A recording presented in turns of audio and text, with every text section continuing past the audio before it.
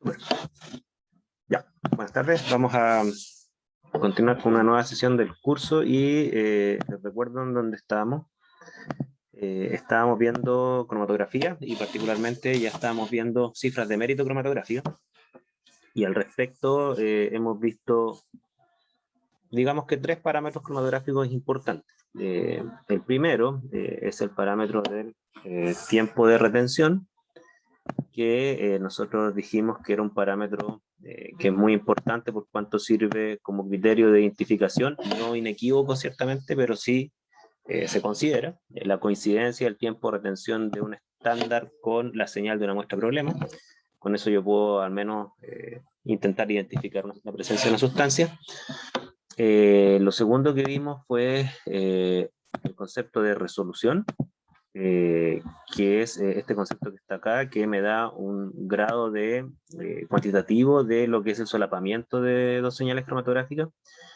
Y como ven ustedes, tiene que ver con la diferencia de los tiempos de dos especies que coeluyen. 2 veces esa diferencia dividido por los anchos de las señales, pero los anchos de la triangulación. De aquí viene la jerga W. Recordemos que W se refería a una forma de estimar el ancho de una señal, que es triangulando. Que yo les dije que todavía la expresión de resolución la considera así, porque se arrastra de una forma de estimar las áreas antiguamente cuando se hacía con papel. ¿Ya? Un apéndice histórico que queda plasmado en una expresión de resolución que es medio antigua, pero que no la han cambiado. Y el otro criterio que nosotros vimos, que era importante y de hecho creo que es el más complejo de entender, a pesar que creo que lo lograron ustedes, creo, ¿no es cierto? Ahí ustedes me dicen si me equivoco, es el concepto de altura de plato teórico equivalente, que tiene que ver con el fragmento o el segmento de la columna donde en teoría los analitos se distribuyen entre fase estacionaria y vuelven a la fase móvil. Y de eso depende, y vamos a ver después las conexiones matemáticas, de eso depende en parte qué tan buena es la resolución. Es decir, la expresión de resolución anterior nos sirve para calcular la resolución, pero como vimos en contracorriente, qué tan buena es esa resolución depende del número de platos, porque en contracorriente mientras más repartos ocurrían, mayor separación o resolución se generaba entre dos señales. Y en cromatografía se extrapola a lo mismo. ¿Okay? Y eso es lo que alcanzamos a ver en las últimas sesiones. No sé si hay alguna duda, consulta, comentario que quieran repasar. ¿Dudas, consultas, comentarios? ¿No? Profe, disculpe. ¿Sí? Al principio, que con la comunidad estaba hablando de la definición como en sí de la resolución, y parece que alcancé a escuchar mal. Dijo grado cuantitativo de acoplamiento de señales. Claro, es un parámetro objetivo matemático que te permite a ti estimar más o menos el grado de solapamiento que hay entre dos señales que coeluyen. ¿A qué me refiero? Que existen ciertos estándares internacionales que te dicen a ti que mientras más alta es la resolución, quiere decir que más separada están las señales. Y al revés, obviamente, mientras menor es la resolución, quiere decir que están más solapadas. Ahora, el parámetro cuantitativo que nosotros vimos en la clase pasada, que es un parámetro internacional basado en un porcentaje de solapamiento, que creo que es 0,1% de solapamiento, creo que es el estándar, o 0,3 si mal no recuerdo, dice que dos señales o dos analitos están suficientemente separados cuando la resolución es mayor a 1,5. ¿Okay? Es el estándar más o menos internacional. Hubo un año que los franceses como que se rebelaron y aceptaban 1,25, pero nadie los tomó mucho en cuenta y finalmente quedó el estándar de 1,5 reconocido, que está basado, insisto, en un porcentaje de solapamiento muy, muy pequeño, que si mi memoria no me falla es 0,1, 0,2, 0,3%, algo por el estilo. A eso me refiero con cuantitativo, ¿ya? Ahora, ¿qué quiere decir esto? Que si, por ejemplo, uno tiene dos especies con una resolución inferior a 1,5, normalmente se habla ahí que la separación no es con suficiente resolución y el riesgo que dos señales al solaparse se interfieran, es decir, que las señales se sumen, por ejemplo, y con el consecuente sesgo por exceso, porque si yo tengo dos señales que se solapan, quiere decir que la señal de cada uno de los analitos va a estar incrementada artificialmente por el otro, bueno, ahí vamos a tener serios problemas. Deme un segundo que justo están tocando el timbre, perdón.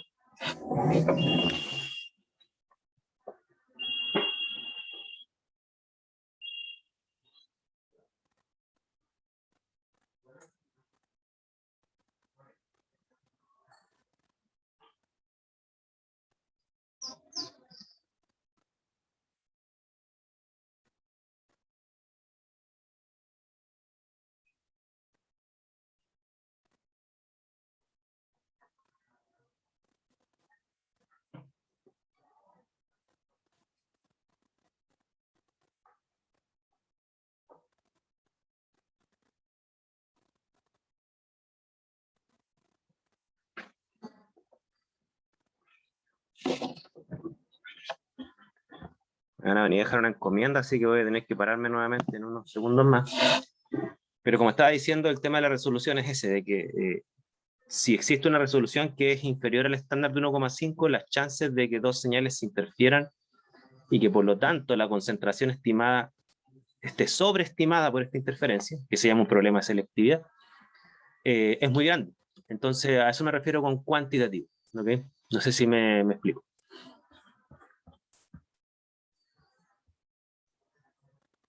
Sí, profe. Gracias. Ahora, es importante, y aquí pues, lo que voy a hacer lo tengo que explicar, porque quizás esta discusión que vamos a tener ahora es media abstracta, pero va a llegar a un punto que se los tengo que anticipar. Lo que les voy a presentar ahora son otras cifras de mérito cromatográfica que miradas por separado pareciera que no sirven para nada, ¿ya? Pero cuando se integran a la resolución, ahí es donde uno le encuentra una utilidad.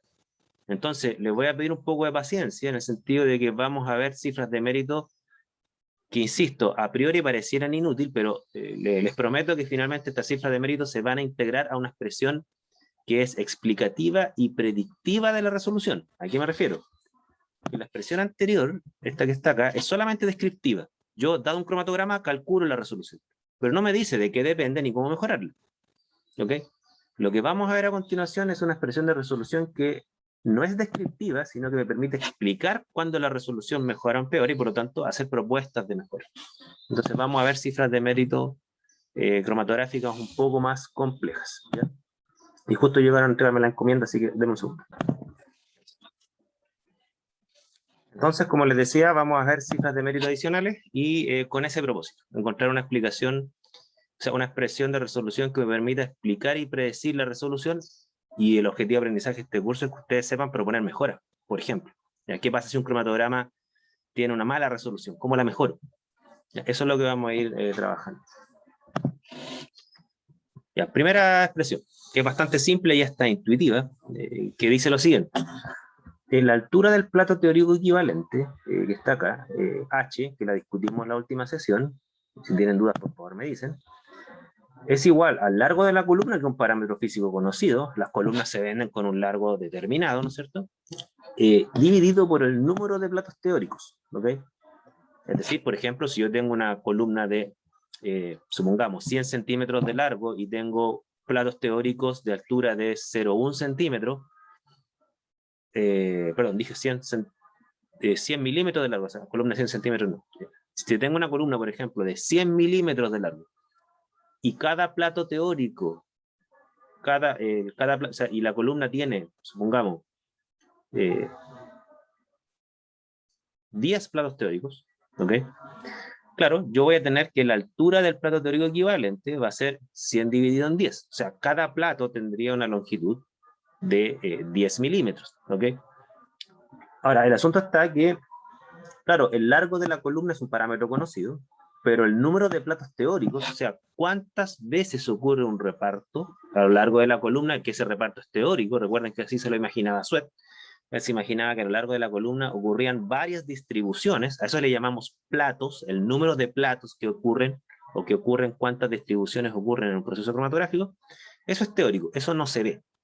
Entonces, esta expresión, así como está, ¿no es cierto?, pareciera que me permite calcular H de forma súper simple.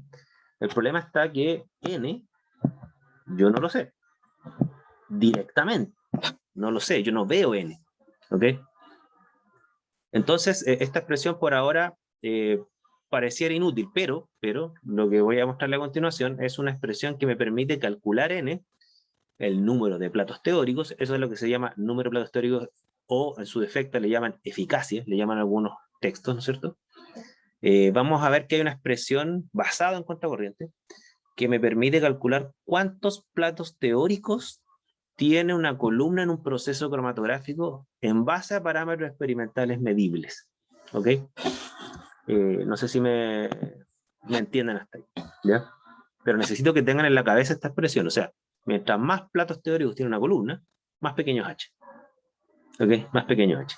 Y además nosotros sabemos de contracorriente que mientras más platos teóricos, mientras más repartos, mejor es la separación. ¿Ok?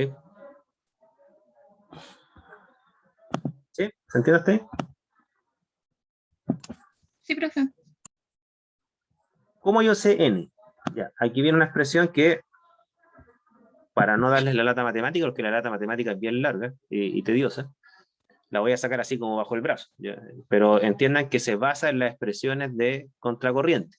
Recuerden que en contracorriente nosotros, ¿qué es lo que vimos? Vimos que en la medida en que teníamos más etapas de reparto, las señales aparecían más resueltas, parecían incluso más estrechas. No sé si recuerdan esa figura cuando comparamos 9 versus 100. ¿Ok? Desde esas expresiones de contracorriente, estimaron que nosotros, en base a qué tan dispersas están las señales, podríamos calcular más o menos cuántas etapas de reparto ocurrieron, análogamente a contracorriente. Se lo estoy describiendo así como estrategia científica sin entregarle a usted el aparataje matemático. Le voy a entregar el resultado del aparataje matemático. Es decir, ¿qué es lo que plantearon los... tengo entendido que fue aporte de un premio Nobel, que fue Singh, ¿ya? Martin y Singh, premio Nobel. Ellos dijeron, mira, bueno, así como en contracorriente la distribución de las señales depende de cuántos tubos de contracorriente tengo, claramente entonces mientras más tubos tengo, los analitos tienden como a distribuirse en señales más estrechas. Entonces hay una relación entre el ancho de la señal y el número de etapas. ¿Okay? ¿Y qué es lo que dijeron? Bueno, nosotros tenemos las definiciones de ancho a cualquier nivel. Normalmente nosotros trabajamos con el ancho de la triangulación. Sabemos que tenemos un ancho de la base, sabemos que tenemos un tiempo de retención, ¿ok? Y además sabemos que hay una relación que sigue una proporción entre el ancho de una señal y el número de etapas de contracorriente, que ahora le vamos a llamar platos. O sea, sabían que hay una proporcionalidad, ¿ok? Que esa proporcionalidad es inversa, es decir, mientras más platos, las señales parecían distribuirse de forma más estrecha. En base a esa... perdón, me salté algo acá. Denme 5 segundos que creo que borré una diapo. Ah, no. Perdonen. Ahí está. En base a eso, personas que desarrollaron la teoría del plato teórico equivalente dijeron cómo estimamos el número de los platos tomando esa ecuaciones de contracorriente, y llegamos deductivamente a que las expresiones de contracorriente me dicen que, por ejemplo, que el número de platos teóricos porque no los veo, pero los puedo estimar indirectamente, sería matemáticamente igual a 16 veces el tiempo de retención al cuadrado, ¿ok? Dividido por el ancho de la triangulación al cuadrado. ¿Qué quiere decir esto? Que mientras más estrechas son las señales, menor W, quiere decir que ocurrieron más distribuciones a lo largo de la columna. No sé si me sigue.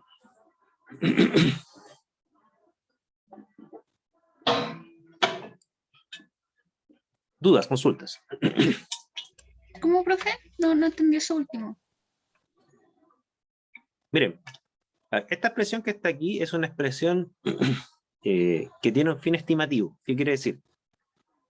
Como yo no sé cuántas veces los analitos se distribuyeron a lo largo de una columna, ¿ok? Yo tengo una columna que tiene un largo, y Sweat se imaginaba que a lo largo de esta columna ocurrían n distribuciones, es decir, los analitos, molarmente hablando, se podían distribuir una vez, 10 veces, 100 veces. Es como una etapa de contracorriente. Recuerden que la contracorriente tomábamos el sistema así y lo damos vuelta, ¿no es cierto? ¿Cuántas distribuciones ocurren?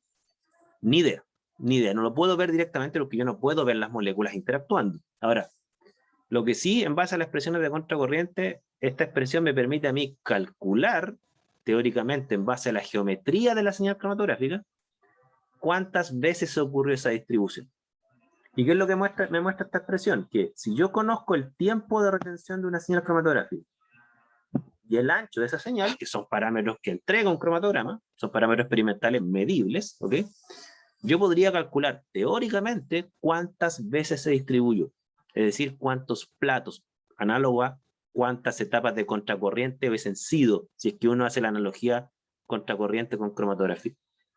Entonces, lo que yo le dije recién, ¿qué me dice esta expresión? Que mientras más estrechas son las señales, son un indicativo que más platos teóricos ocurrieron en el proceso, ¿ya?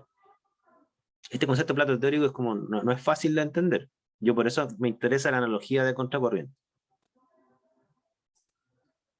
Sí, Diego. Dale. Dos preguntas. Sí. Una, ¿cómo se llegó a esta conclusión? A este razonamiento como de la señal relacionada con el número de platos teóricos. Desde las expresiones de contracorriente. Miren, me voy a volver a las expresiones de contracorriente para que las recordemos.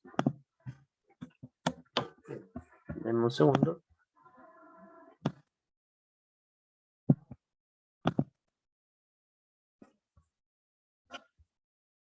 No sé si se acuerdan. Espérense.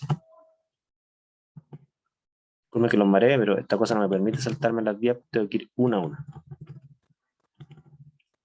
No sé si ustedes se acuerdan de lo que vimos en contracorriente, donde yo les decía, bueno, para mejorar la separación de dos especies que tienen coeficientes de distribución similares, que es lo que se optó tecnológicamente, en hacer una serie de extracciones líquido-líquido, pero en un proceso hidrodinámico, de una fase que avanza sobre otra.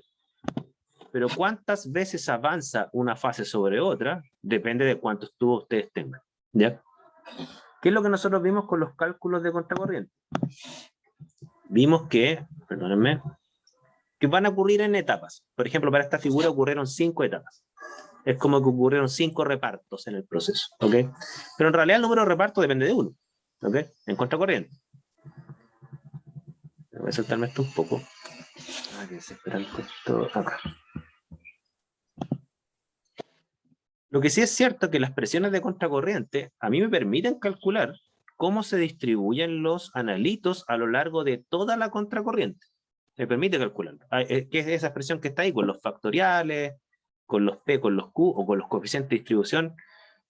Y recuerden que esa expresión matemática venía desde expresiones polinómicas. ¿Se acuerdan que cuando yo les decía cuánto queda acá? Decía P, P de P, P de P de P. Entonces queda P al cuadrado, P al cubo. Se empieza a formar un polinomio. Y los ingenieros que lo dominan la parte matemática lo transforman en una expresión que incluye factoriales, ¿ya?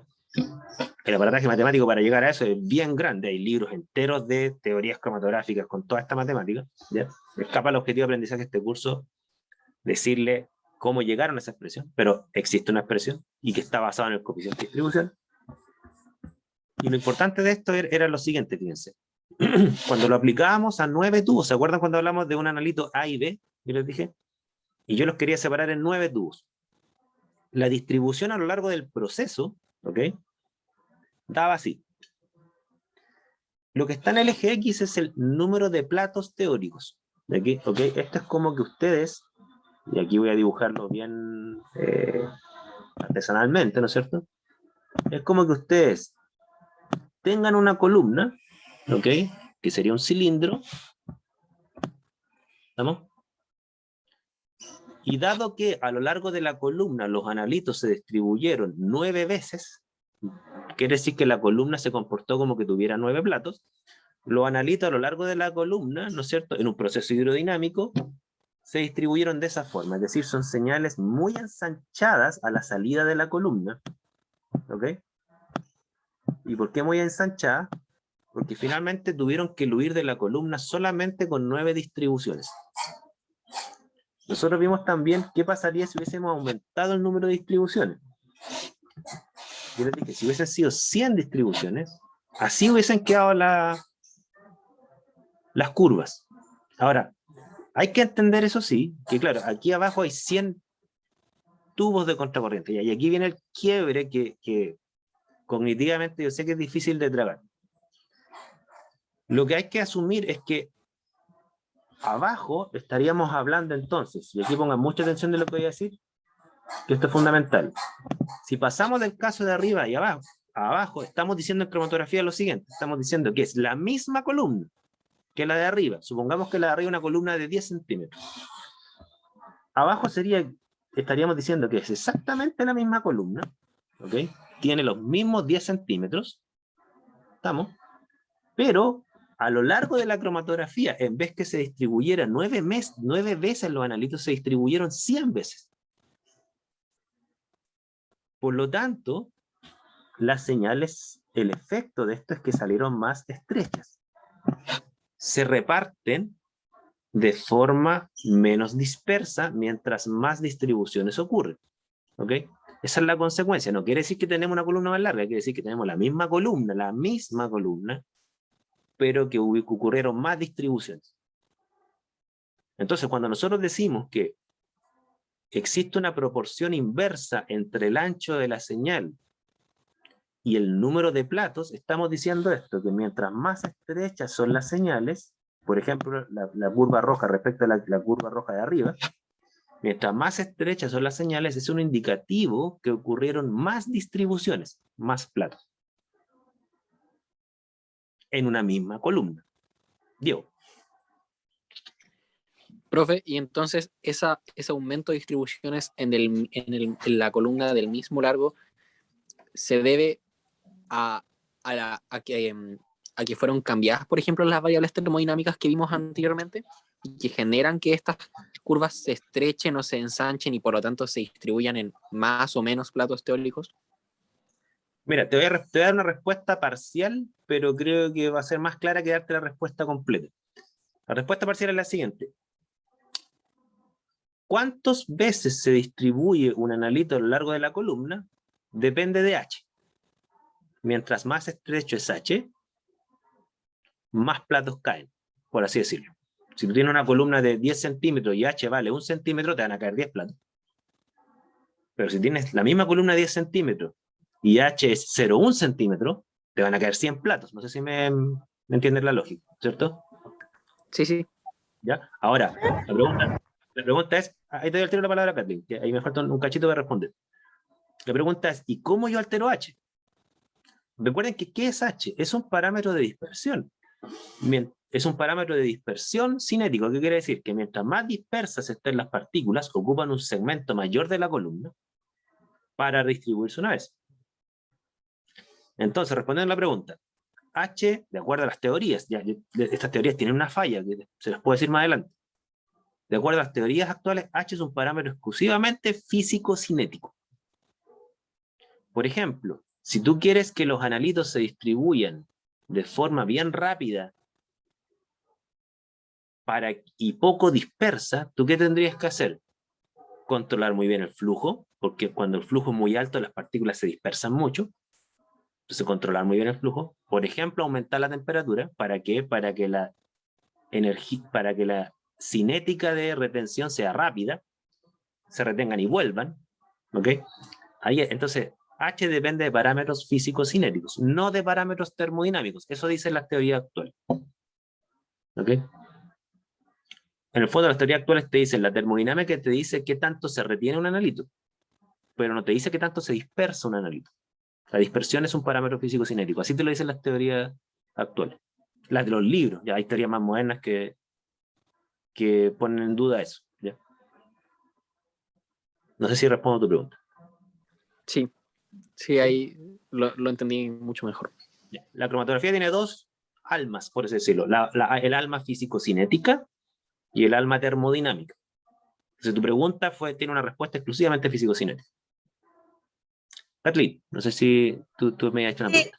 Iba a preguntar de qué dependía H, lo que me contestó, y cómo hago yo variar a H, es mi segunda pregunta, porque cómo yo hago que mi columna tenga más platos teóricos en base a la definición que usted dio recientemente. Claro, mira, como spoiler, porque nosotros estamos viendo ahora la teoría del plato teórico equivalente, que tiene un origen mayormente termodinámico. Entonces, esta teoría no te explica H.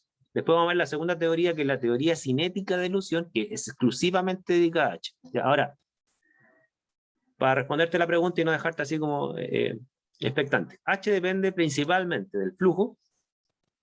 ¿Okay? Como yo les decía, cuando los flujos son muy altos, tienden, vamos a ver que hay algunas excepciones, pero tienden a dispersar más las partículas.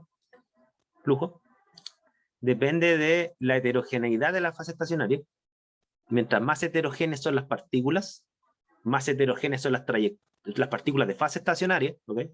Mientras más heterogéneas son las partículas de fase estacionaria y mientras más grandes son, mayor dispersión de las trayectorias de los analitos para ir avanzando en la columna. Ese es otro parámetro.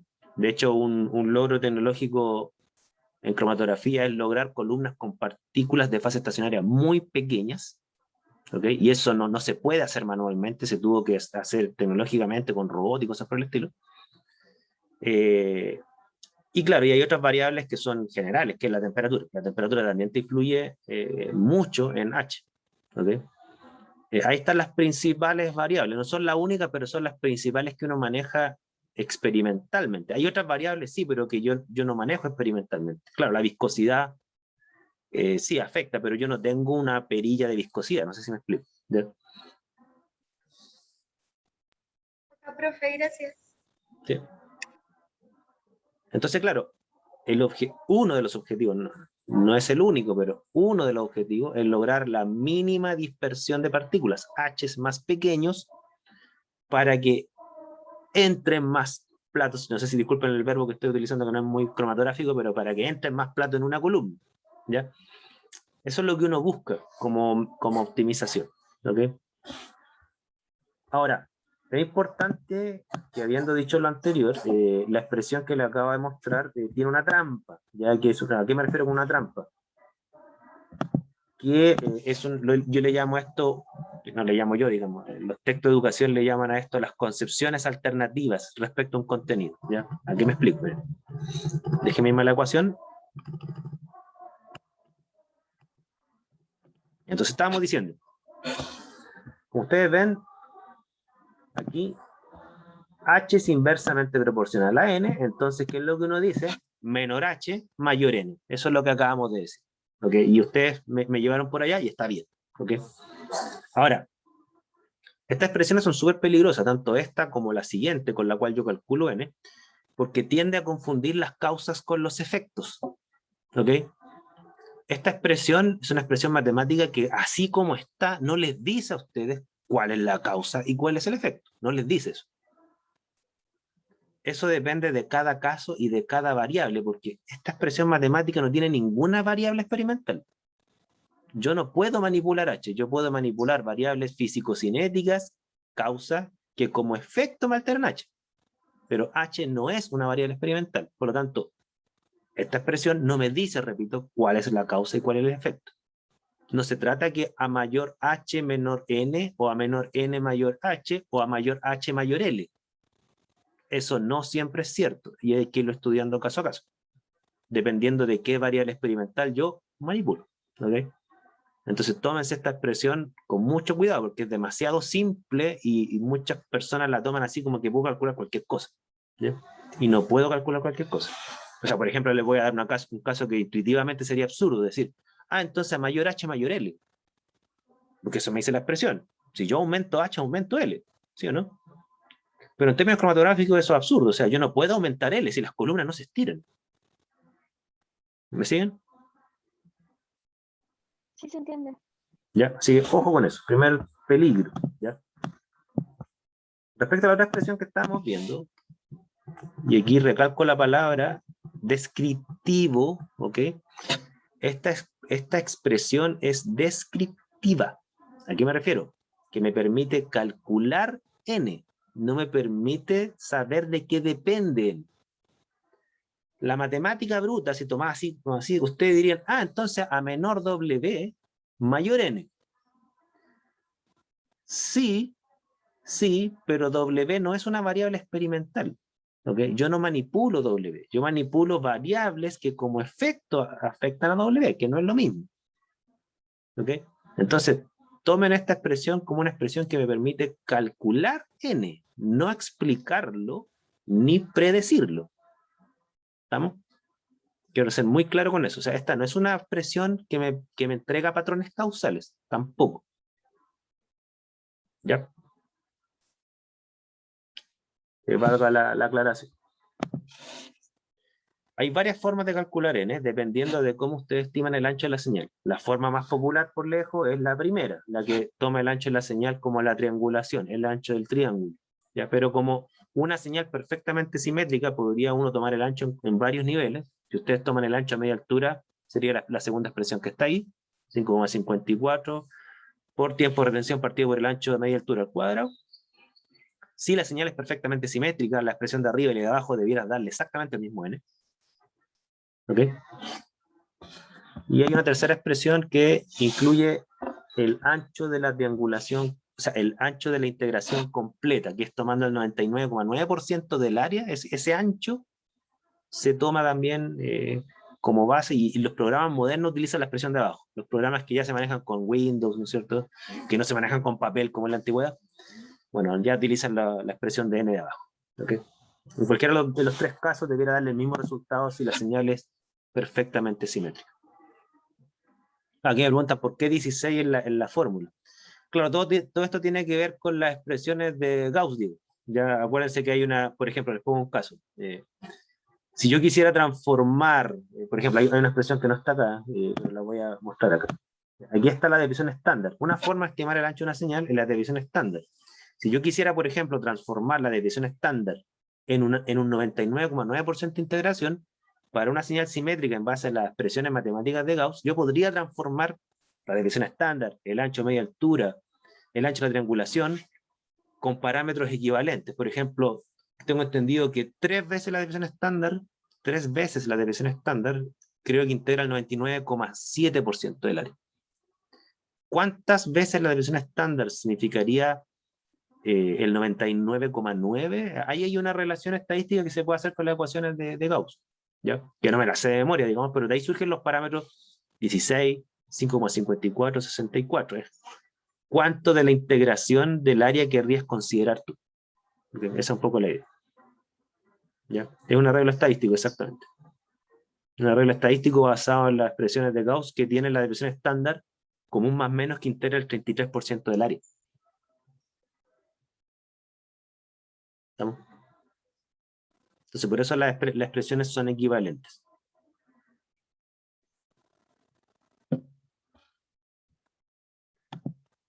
Más preguntas, pues.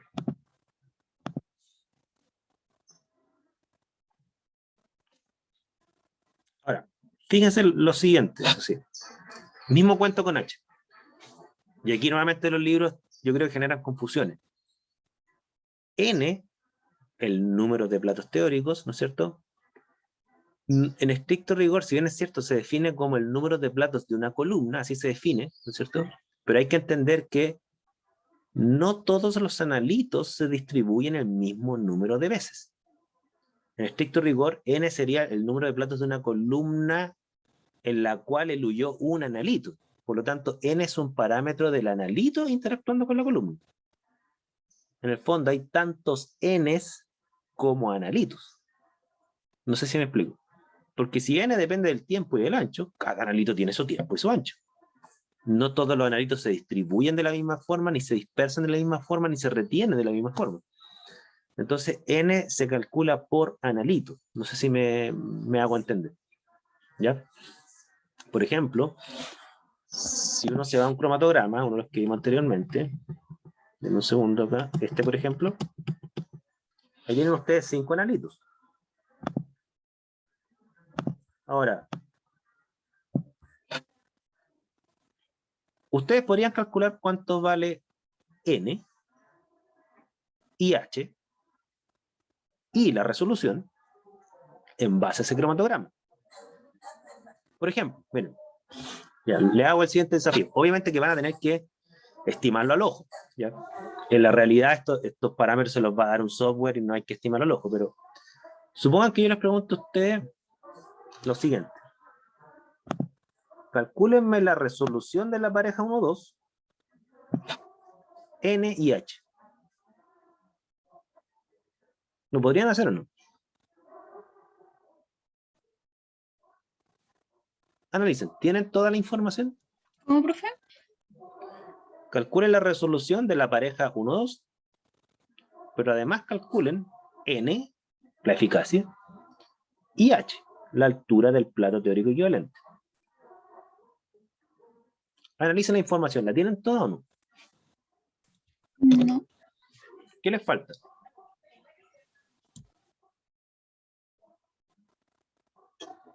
Solo hay el largo de la columna y el tiempo de resolución y el tiempo de retención. Eso. Ya, ver. El largo de la columna está acá. 150 milímetros de largo.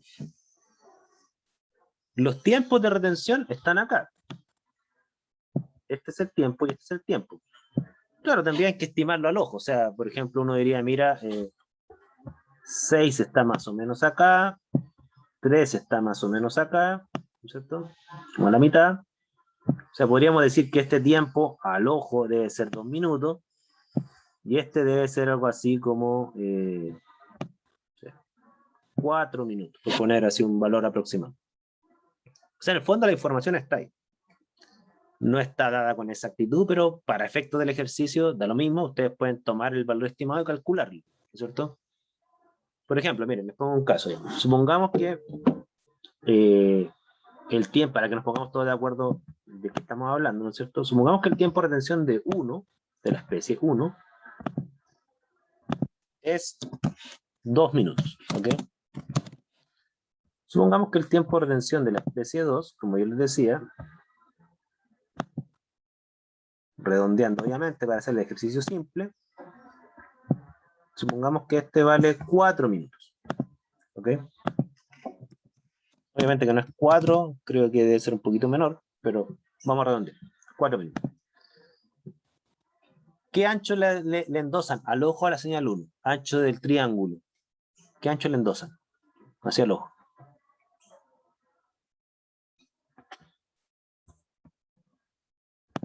El ancho de la triangulación que iría más o menos de aquí hasta aquí. Aquí ustedes, ¿qué pusieron? Ya, 0,5 minutos. Sí, estoy de acuerdo que 0,5 es como un valor racional dadas las dimensiones del ancho de la señal 1. Ya, entonces tenemos que el W de la señal 1 es 0,5. ¿Qué ancho le endosan a la señal 2? Claramente es mayor que la de la señal 1, el ancho. 1,5. Ok, ya pongamos 1,5. Estos parámetros que estamos sacando al ojo, insisto, obviamente que se entregan con un cromatograma. Entonces, les planteo el desafío. Calculen resolución, N y H. Que entre paréntesis es parte de la segunda evaluación parcial que les voy a pedir. Así que vamos haciendo el ejercicio.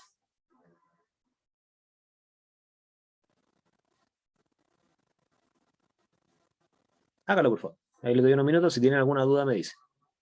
Necesito esos valores para tener una discusión conceptual con usted.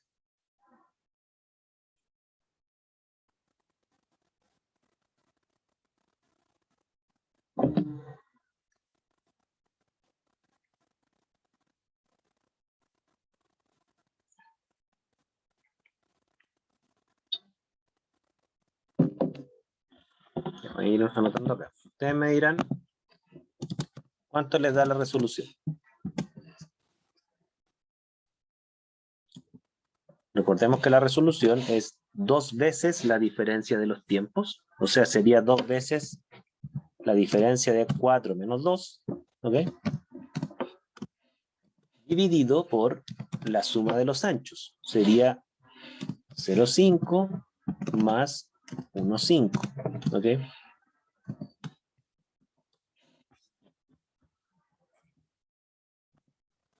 Ya, 2 le da la resolución. Entonces, igual a 2. Ok. Ya, fíjense, primera cosa, si ustedes se dan cuenta, da 2 mayor a 1,5. ¿Ok? Yo le había dicho a ustedes que el parámetro internacional de resolución mínima es mayor o igual a 1,5. Que dé 2 está bien, porque si uno mira al ojo, las dos señales están muy bien resueltas. Por lo tanto, claramente la resolución tiene que ser mayor a 1,5. Si no hubiese dado 0,8, quiere decir que no cuadra lo que es evidente a los ojos con los cálculos que hicimos. Entonces está bien, 2. Súper. N y H. ¿Cómo calculamos N? Fíjense. Y aquí viene la parte conceptual. Aquí hay 3 orientaciones respecto de cómo calcular N. La orientación norteamericana, la orientación francesa y la orientación mía, ya que nadie la pesca. ¿Ya? Entonces, ¿qué es lo que dice la norteamericana? Dice, la columna tiene un número de platos. La columna. ¿Y cómo lo calculamos? Los norteamericanos dicen, tomemos todas las n's, tendríamos un n para la señal 5, uno para la señal 4, uno para la 3, para la 2, para la 1. Tendríamos 5 valores de n. ¿Por qué 5 valores de n? Porque, por ejemplo, les pongo el caso, ¿cuánto vale el n para la señal 2? Sería 16 veces el tiempo de retención al cuadrado dividido por el ancho de la triangulación al cuadrado. O sea, todo esto elevado a 2. ¿Estamos? Ese sería n para la señal 2. ¿Cuánto les da?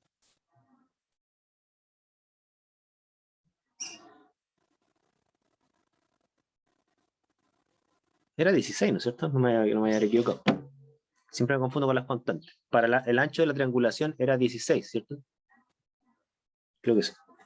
Sí, profe. Sí, ya. ¿Cuánto les da? N.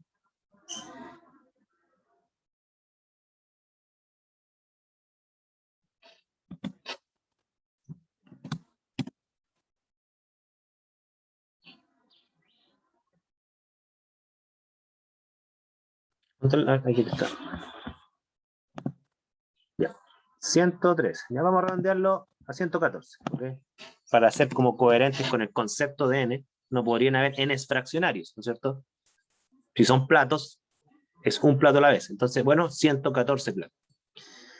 Si ustedes calculan N1, por favor calcúlenlo, obviamente que no les va a dar lo mismo, ¿no es cierto? N1 sería, bueno, obviamente la misma constante, pero los tiempos son distintos.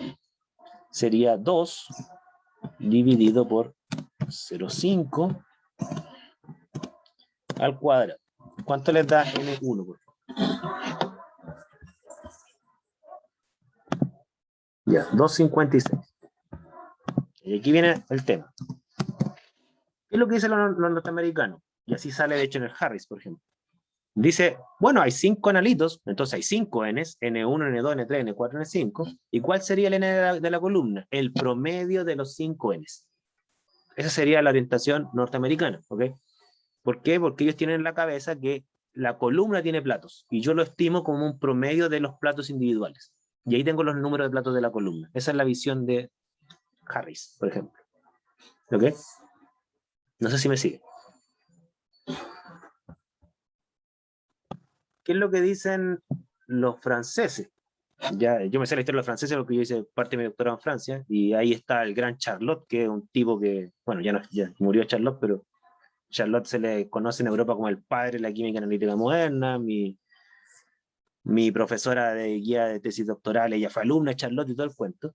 Entonces, claro, los franceses, ¿qué es lo que dicen? Dicen, miren, hay 5 platos, sí, pero para efectos conceptuales uno tiene que ponerse en el peor de los casos. ¿Cuál es el peor de los casos?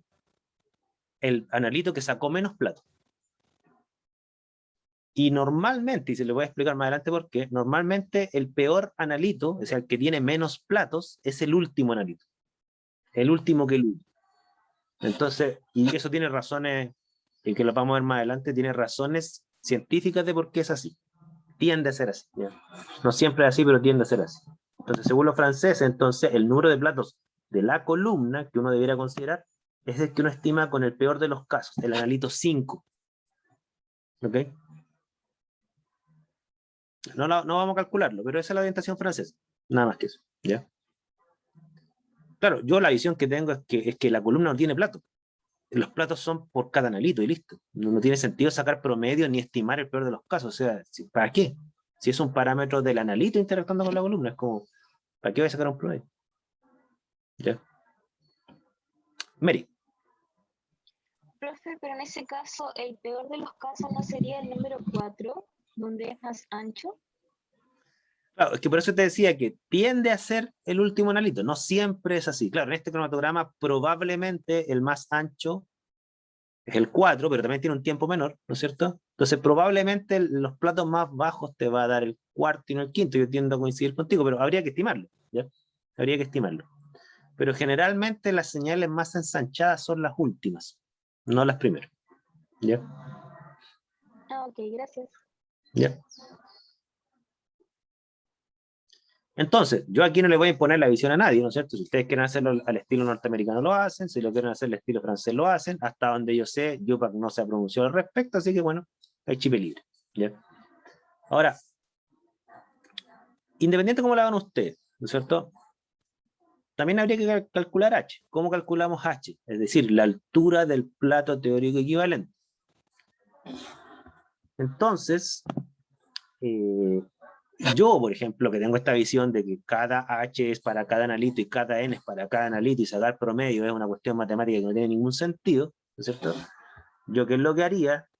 Yo diría, bueno, si quiero calcular H, la altura del plato teórico equivalente, bueno, yo calculo el H para el analito 2 y lo tendría que calcular para el 1, para el 3, el 4 y el 5. Voy a hacerlo solo para el 2. ¿Y cómo lo calculo? Sería igual a L, el largo de la columna, ¿no es cierto? Que para este efecto es 150 milímetros, así lo dice la ficha técnica, ¿no es cierto? Dividido por N, que es 114. Por lo tanto, si ustedes se fijan, el H para el analito 2 va a tener unidades de milímetros, de longitud y en milímetros. Y ustedes me dirán lo que les da eso, pero obviamente les va a dar algo así como un milímetro y algo. ¿Ok? ¿Cuánto les da eso? Por favor.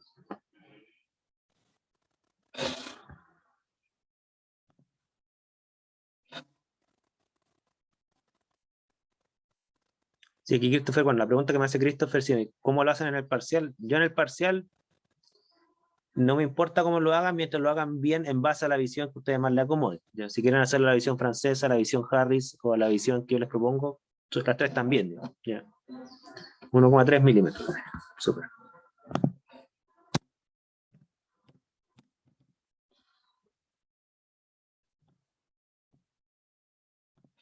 Ahí está. ¿Okay? Entonces, ¿qué quiere decir eso? Fíjense, esa es la respuesta matemática que está buena. Pero conceptualmente recordemos qué quiere decir. Quiere decir que el segmento de la columna donde las partículas del analito 1, el colesterol, se distribuyen una vez, toma una longitud de 1,3 milímetros. Eso quiere decir. ¿Ya? ¿Dudas? ¿Consultas?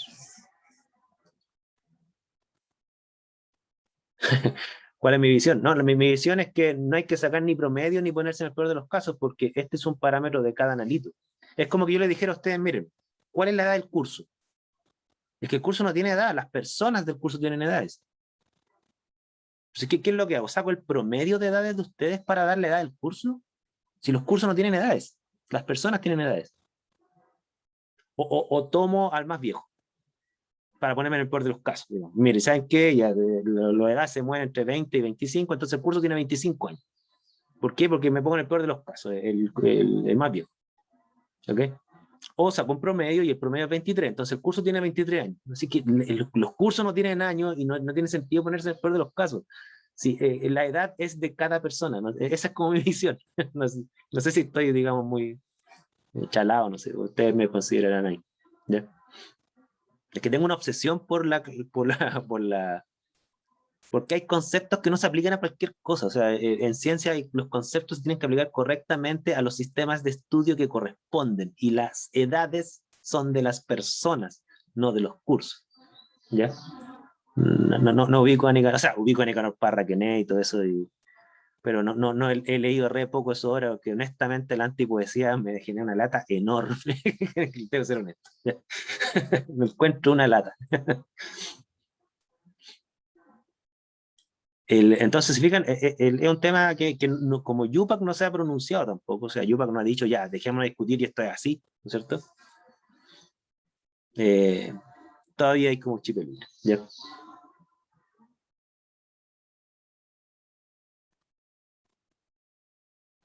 Más dudas, consultas.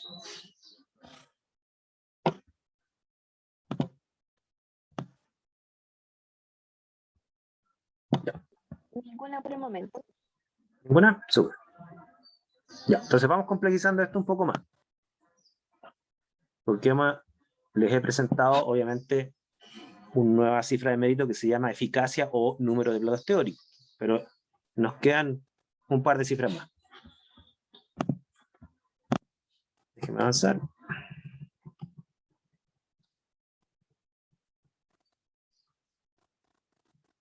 Ya veremos.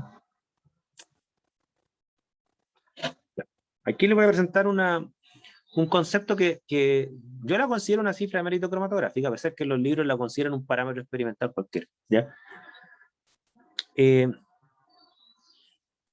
Normalmente lo que le entrega a usted un cromatograma se llama tiempo de retención, eso se llama.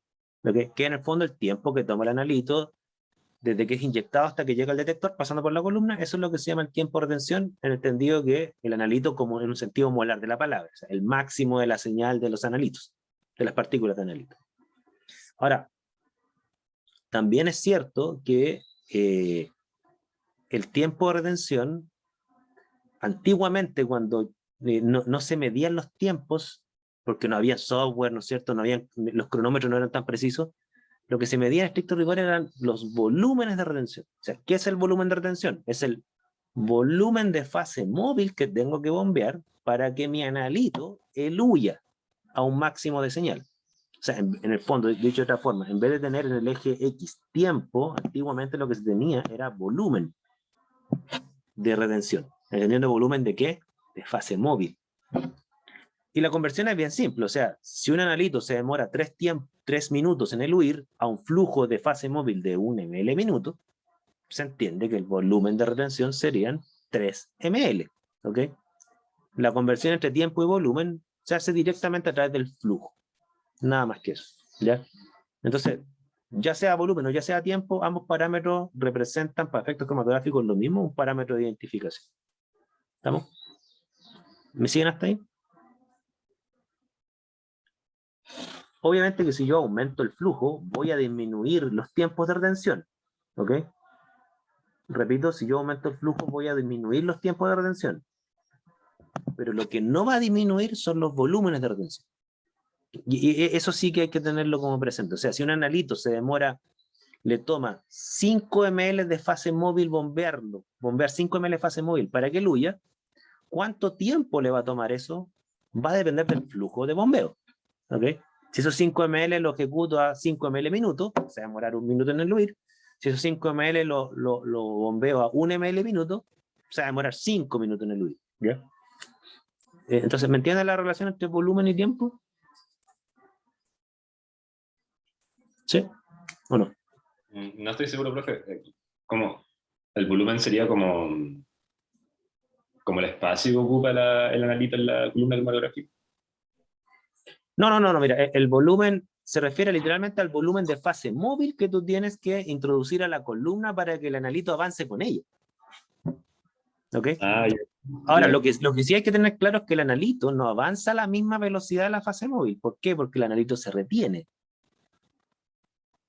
¿Ok? Entonces, te pongo un caso, porque yo entiendo lo que tú vas. O sea, si yo tengo un cilindro, no tengo ningún cilindro acá, pero supongamos que este es un cilindro, ¿no es cierto? Y este cilindro tiene 1 litro.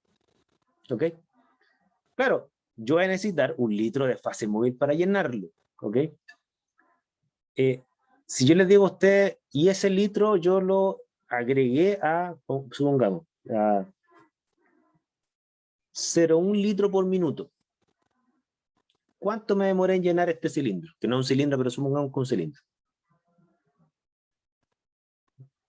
Tengo 1 litro y bombea 0,1 litro por minuto. ¿Cuánto me demoré en llenarlo? 100 minutos. ¿Perdón? 100 minutos. 10 litros, sí, 100 minutos, sí, 100 minutos, ¿no es cierto? Sí, 100 minutos. Era un litro. Les dije que era un litro o 10 litros. Dijo 1 litro. Un litro. Ah, no, entonces son 10 minutos. Son 10 minutos, no 100. Si tengo 0,1 litro por minuto, claro, me voy a demorar 10 minutos en completar el litro entero. 10 minutos, no 100. ¿Ya? Ahora, eso no quiere decir que el analito que avanza con la fase móvil también va a salir a los 10 minutos. ¿Por qué? Porque el analito se retiene en la fase estacionaria. Si el analito se retiene más, va a avanzar más lento. ¿Ok? Y por lo tanto va a tomar más de 10 litros para que luya. No sé si me siguen la idea. Es como que ustedes, miren, la analogía, de hecho, ni siquiera una analogía o metáfora, nada, es una cuestión que es literalmente igual. Si ustedes tienen una mancha en el pantalón, ¿ok?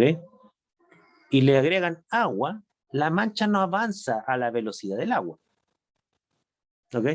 Porque la mancha se retiene en la tela.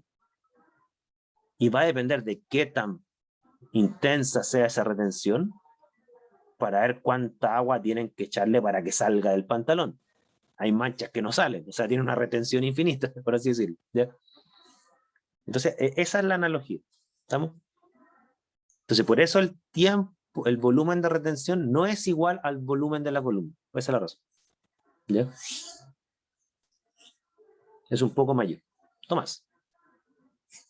Profe, me perdí que, no sé si anoté bien o escuché mal, el tiempo de retención varía en función del flujo, pero el volumen de retención no. ¿Eso dijo antes? ¿O nada que ver? Exactamente.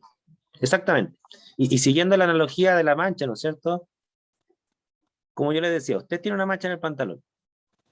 Y supongamos que sabemos que para sacar esa mancha del pantalón hay que echarle medio litro de agua. O sea, hay que arrastrarlo con medio litro de agua. Ese sería el volumen de retención. O sea, con medio litro de agua esa mancha sale. Y yo le tengo que echar medio litro de agua sobre la tela para que fluya y arrastre a la mancha y la saque. Ahora, ¿cuánto tiempo les toma agregarle medio litro a la tela? Va a depender del flujo.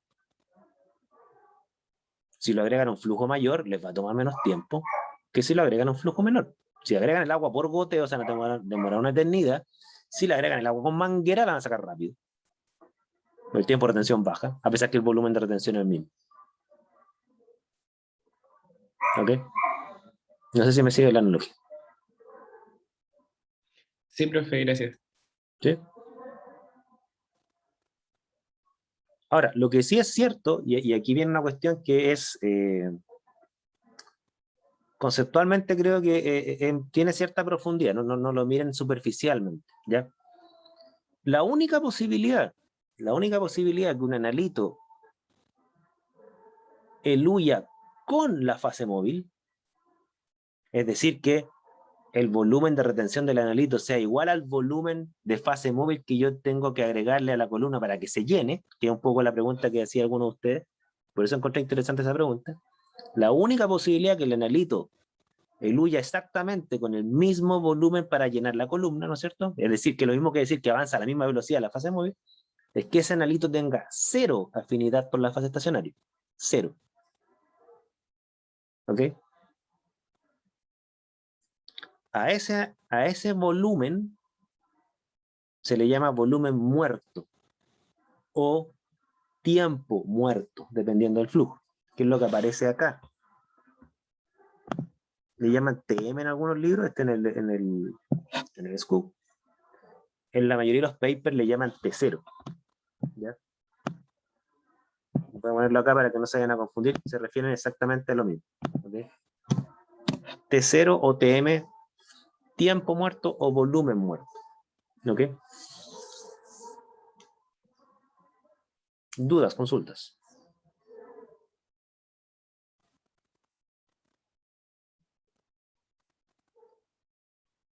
¿Entienden hasta ahí?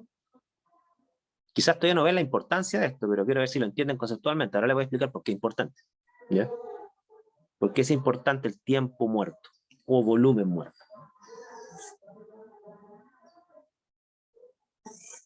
Pero conceptualmente, repito, es eso. Es el volumen de Profe, fase. ¿Sí, sí?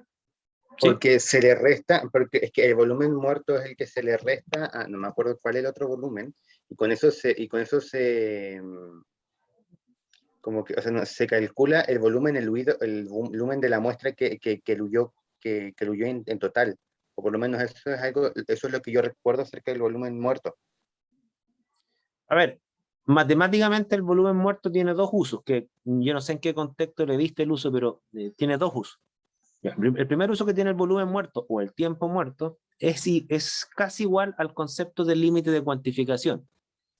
Si ustedes se recuerdan, ¿qué era el límite de cuantificación? Era la mínima concentración a la cual la señal del analito era al menos 10 veces el ruido, bajo la cual yo no puedo cuantificar. ¿Ok? ¿Por qué? Porque la señal es tan baja que ya se tiende a confundir con el ruido de fondo. Y ese es el límite de cuantificación o el límite de detección, si quieren irse ya no solo a cuantificar, sino que a detectar. ¿Ok? El tiempo muerto, uno de los usos que tiene es que un analito para ser identificado debe tener un tiempo de retención estadísticamente mayor al tiempo muerto. ¿Por qué? Porque en el tiempo muerto eluyen todas las sustancias que no tienen afinidad con la fase estacionaria. O sea, cualquier señal que tenga un tiempo de retención igual al tiempo muerto es una señal que no es de un analito, es una mezcla. Entonces, ese es un primer uso que tiene el tiempo muerto, que no es matemático, que el que me está diciendo tú, Nicolás. Hay otro uso matemático que creo que apuntas tú, que lo voy a ver a continuación. Pero antes de ver ese uso matemático, que tiene que ver con restar, ¿no es cierto?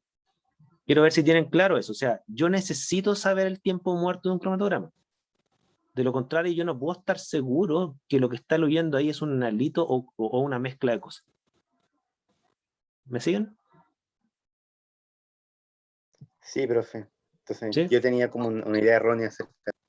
No, tú no tienes una idea errónea. Lo que pasa es que hay un segundo uso que creo que es al que apunta, que tiene que ver con cómo yo trabajo matemáticamente. O sea, sirve para poner un límite de tiempo bajo el cual yo en realidad no puedo ni siquiera identificar algo.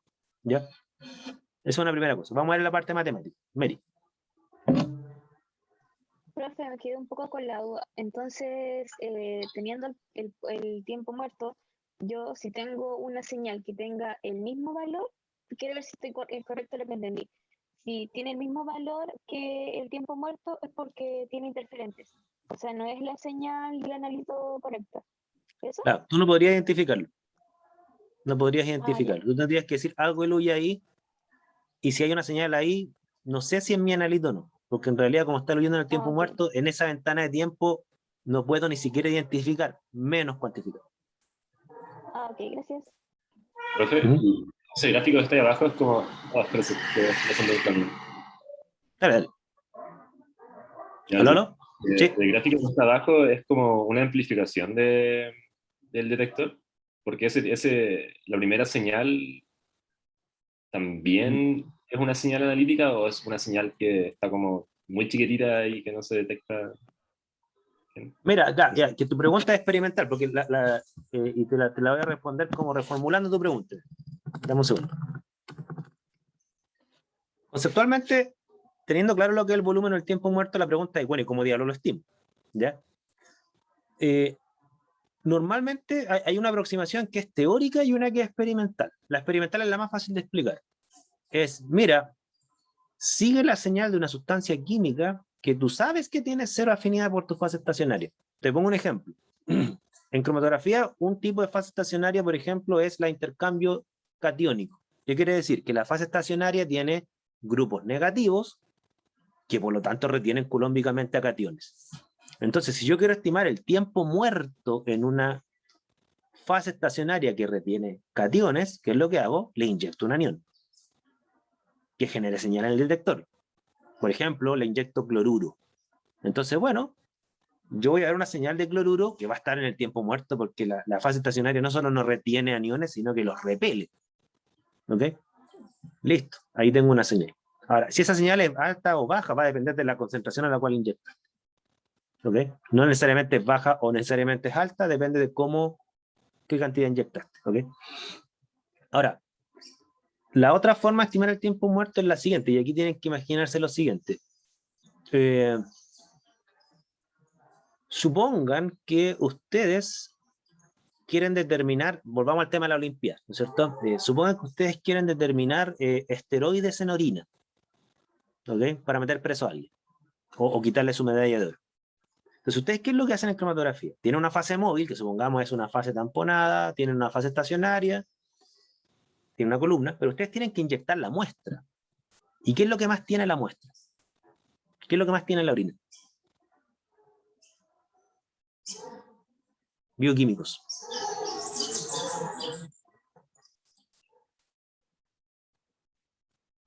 ¿Cómo? Así como lo que ¿Cuáles son claro, ¿cuáles son los constituyentes mayoritarios de la orina? Agua Sal, y urea. Agua, urea y ¿qué más? sales. También, ¿no? Sales, ¿no es cierto? Ya. Entonces, muchas veces pasa, esto no pasa siempre, pero pasa la mayoría de las veces, ¿no es cierto? Que yo inyecto una muestra problema que tiene mi analito, pero mi analito normalmente está en cantidades muy bajas, pero cuando los constituyentes mayoritarios de la muestra generan señal, a veces pasa que yo inyecto y esos constituyentes mayoritarios, ya sea el agua, la urea o las sales, va a depender del detector, generan lo siguiente. Déjenme ver para acá.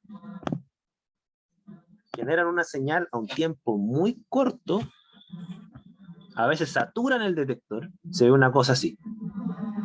Y ahí sigue el cromatógrafo. O a veces se ve una cosa así, sube y queda saturado el detector y después baja.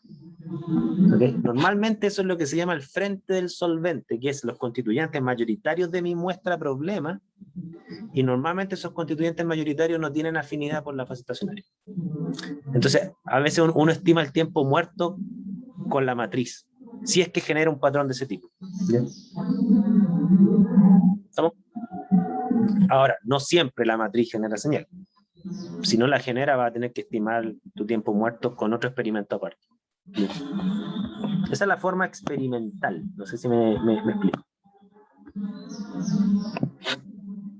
¿Decían? Ya, sí. Hay una forma teórica que también se la voy a explicar. ¿Ya? La forma teórica es la siguiente. Bien. Me voy a volver a una figura que estábamos viendo. Forma teórica. Ya. ¿Qué es lo que hago yo?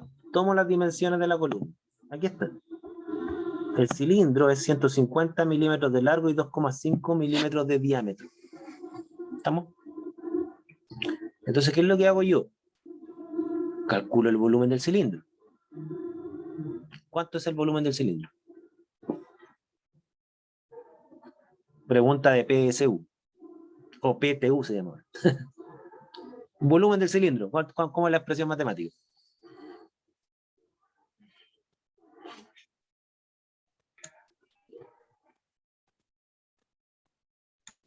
Pi por R, sí. ¿Volumen dijo? Sí, volumen del Eso. cilindro, ¿no es cierto? No, pues eso creo que es área. Claro, el área del cilindro es pi r cuadrado. Ahí está, Juan lo explica bien. El volumen del cilindro es el área por el largo del cilindro, o sea, es pi r cuadrado por la altura o largo del cilindro. Ustedes calculan el volumen del cilindro. ¿Ya? No tengo tiempo para que lo calculen porque ya estamos casi en la hora, pero ustedes saben, eso es fácil de calcular. ¿Ya? Lo calculan, pi r cuadrado por el largo. En general, se estima, pero por eso es teórico, es una estimación, se estima que el volumen muerto no es el volumen del cilindro, porque la columna no está vacía. ¿Ya? ¿Qué es lo que tiene? Tiene fase estacionaria. Por lo tanto, al volumen total del cilindro hay que descontarle el volumen que ocupa la fase estacionaria. Y ahí estaríamos hablando del volumen muerto. O sea, ¿qué sería el volumen muerto? El volumen del cilindro menos lo que ocupa la fase estacionaria. ¿Ya? Y se estima que más o menos una fase estacionaria típica en una columna ocupa entre el 40 al 60% del volumen. Casi todos calculan el volumen del volumen muerto como 40 o 60% del volumen total del cilindro. ¿Ok? Ahí tendrían el volumen muerto. Y claro, si a ese volumen le aplico el flujo, tengo el tiempo muerto. Es una forma teórica de estimar. ¿Ya? ¿Dudas? ¿Consultas? Hoy, tía. Perdón, pues. Dale, anda con tu tía, no, estamos listos. Ya es la hora ya. Ya. Quedamos No, hasta que no acá. tengo dudas, eso iba a decir. Ah, ya, no tienes duda ya. Anda a ver a tu tía. Nos vemos entonces mañana. Ya, cuídense, que estén bien. Ah, profe. Muchas Chao, gracias, chao. profe, cuídese. Chao, profe, gracias. Saludos.